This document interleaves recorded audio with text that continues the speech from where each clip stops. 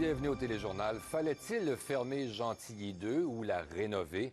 Le débat a duré pendant des années, évidemment. Le nouveau gouvernement du Québec a tranché. On le sait, la centrale nucléaire va fermer.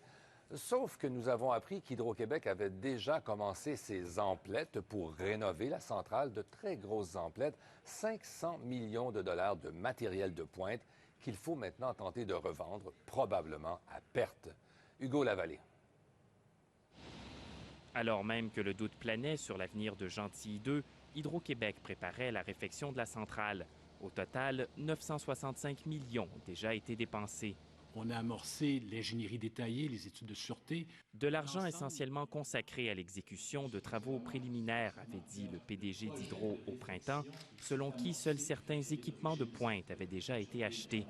Il peut y avoir certaines composantes, mais ce seraient des composantes relativement réduites. Or, selon nos sources, Hydro-Québec a en fait déjà acheté la plupart des équipements importants identifiés dans le plan directeur de réfection de la centrale, une facture évaluée à environ un demi-milliard de dollars. Toujours selon nos sources, les tubes de force qui se trouvent au cœur du réacteur ont déjà été acquis, tout comme plusieurs nouvelles composantes de la turbine et les ordinateurs de contrôle. Hydro-Québec aurait déjà construit une installation de gestion des déchets radioactifs, en plus d'acheter un système de filtration de l'air de la française Areva. Il y a une forme de gaspillage là.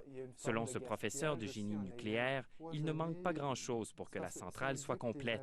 Les autres pièces d'équipement qu'il reste à acheter ou à installer sont beaucoup moins volumineux et beaucoup moins chers en principe. Mais voilà, Gentilly fermera. Face à la décision du gouvernement, Hydro cherche maintenant à revendre l'équipement qu'elle vient d'acheter. Hydro-Québec va faire au mieux pour pouvoir vendre ces équipements-là au meilleur coût possible. Mais les débouchés sont peu nombreux. La plupart des centrales ailleurs dans le monde qui emploient la même technologie n'ont pas besoin d'être rénovées. Je pense que ça va être une tâche assez difficile de revendre cet équipement-là et à la limite, si on le revend, ça va certainement être à perte. Pour l'instant, impossible de savoir si des acheteurs potentiels se sont manifestés, ni combien d'argent la société d'État pourrait récupérer. Le gouvernement libéral a été complètement irresponsable de ne pas demander plus d'informations et de ne pas être plus prudent sur les dépenses effectuées par Hydro-Québec.